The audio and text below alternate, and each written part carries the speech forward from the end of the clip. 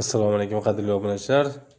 Bugungi dastlabki xizmatimiz Namangan viloyati Mingbuloq tumani Jamashu shaharchasiga olib kelib ishlatib berdik 2 metrligidan. Mana shunday katta zal uchun cho'tka holatda ishlab turibdi mana.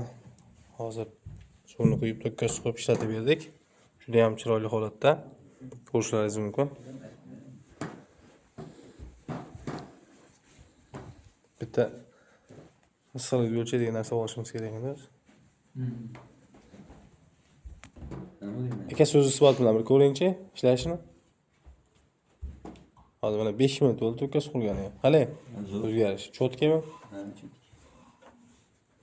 Zo'r oxirigacha qizyapti. Ha, xudo xolisa issiq ishlayveradi. Hech qanday bunga nasos shart emas.